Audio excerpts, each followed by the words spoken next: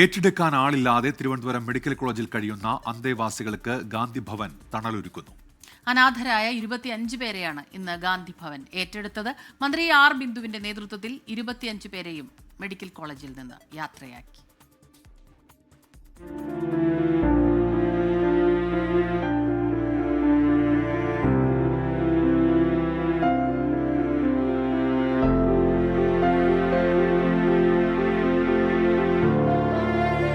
ബന്ധുക്കൾ ഉപേക്ഷിച്ച സ്വന്തം പേര് പോലും മറന്നുപോയ ചിലർ അവരിന്ന് പ്രതീക്ഷയുടെ മറ്റൊരിടത്തേക്ക് ചേക്കേറുന്നു. കിടപ്പുരോഗികളായ 13 പേർ ഉൾപ്പെടെ 25 പേരെയാണ് പത്തനാപുരം ഗാന്ധി ഭവൻ ഏറ്റെടുത്തത്. ഭൂരിഭാഗം പേർക്കും ഗാന്ധി ഭവനിലേക്കുള്ള യാത്ര പ്രതീക്ഷ നൽകുന്നു. സ്വന്തക്കാരെ തിരിച്ചു കിട്ടിയെന്നവർ ആശ്വസിക്കുന്നു. ഞങ്ങൾ ഗാന്ധി ഭവനിലേക്ക് പോവുകയാണ്. അതായത് ഗവൺമെൻറ് ഞങ്ങളെ ഏറ്റെടുക്കുക. അപ്പം ഞങ്ങൾ ആരും ഇല്ലാതായിരുന്നു. ഇപ്പോൾ ഞങ്ങൾക്ക് എല്ലാവരും ഉണ്ട്. നിങ്ങളൊക്കെ ഇല്ലേ? നിങ്ങളൊക്കെ ഇപ്പം നിങ്ങളുടെ ബന്ധുക്കളാണ്.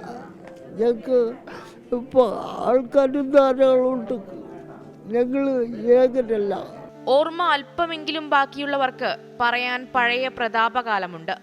ഇന്ന് സ്വന്തം മക്കൾക്ക് പോലും വേണ്ടാതായതിൻ്റെ കഥയും. അമ്മയ്ക്ക് സുഖമില്ലാത്തതുകൊണ്ട് അമ്മയെ നോക്കാൻ ആളില്ല. അപ്പം അവരെ നോക്കിക്കൊണ്ട് നിൽക്കുന്നുണ്ട്. നമ്മളെ നോക്കാൻ സ്ഥലമില്ല. ഞാൻ ഗൾഫിൽ പോയി വീടൊക്കെ വെച്ചിട്ട് മോന് പണിയും കിട്ടിയപ്പോൾ നമ്മൾ വീട്ടിലാക്കം വേണ്ട.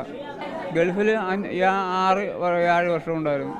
ഇപ്പം ആക്കം വേണ്ട. അങ്ങനെ ഞാൻ വീടും വെച്ച് മോന് ജോലിയും മാറ്റി. മകനൊന്നും വിളിക്കില്ല. മകനെ വിളിക്കാൻ എൻ്റെ മൊബൈലിലൂടെ വന്നപ്പോൾ എങ്ങനെയാണ് കംപ്ലൈൻ്റ് ആയിപ്പോയി. അത് മൊബൈലും ഇല്ല. ഇപ്പോൾ കുടുംബത്തിന് പോയിട്ട് കാര്യമില്ല സാറേ. മന്ത്രി ആർ ബിന്ദുവും അന്തേവാസികളെ യാത്രയാക്കാൻ മെഡിക്കൽ കോളേജിലെത്തി.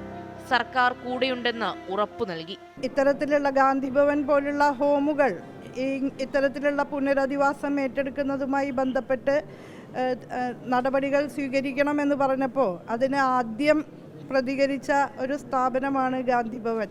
അതിനോട് തീർച്ചയായും വളരെയധികം നന്ദിയുണ്ട്. ഈ ആരുമില്ലാതെ നിരാലംബരായി പോകുന്ന ഈ വയോജനങ്ങളെ ഏറ്റെടുക്കാനും അവർക്ക് ആവശ്യമായിട്ടുള്ള പരിരക്ഷ നൽകാനും തയ്യാറായ ഗാന്ധി ഭവനോട് സാമൂഹ്യനീതി വകുപ്പിന് വേണ്ടി ഞാൻ നന്ദി രേഖപ്പെടുത്തുകയാണ്. ഗാന്ധി ഭവനിലെ സംഘം മെഡിക്കൽ കോളേജിൽ നേരിട്ടെത്തിയാണ് രോഗികളെ ഏറ്റെടുത്തത്. കഴിഞ്ഞ 3 വർഷത്തിനിടയിൽ 70ഓളം പേരാണ് ഗാന്ധി ഭവനിലേക്ക് എത്തിയത്. കുഞ്ഞുങ്ങൾ, വയോജനങ്ങൾ, മാനസിക രോഗികൾ, ഭിന്നശേഷിക്കാർ, HIV ബാധിതർ തുടങ്ങി 1500-ലധികം പേർ ഇന്ന് ഗാന്ധി ഭവനിലെ അന്തേവാസികളാണ്. 24 തിരുവനന്തപുരം. ലോകത്തെവിടെയായാലും ഏത് സമയത്തും 24 വാർത്തകളും ഓഗ്മെന്റഡ് റിയാലിറ്റി പാക്കേജുകളും എക്സ്പ്ലെയിനറുകളും വിശദമായി കാണാൻ ഞങ്ങളുടെ യൂട്യൂബ് ചാനൽ നിങ്ങൾക്ക് സബ്സ്ക്രൈബ് ചെയ്യാം.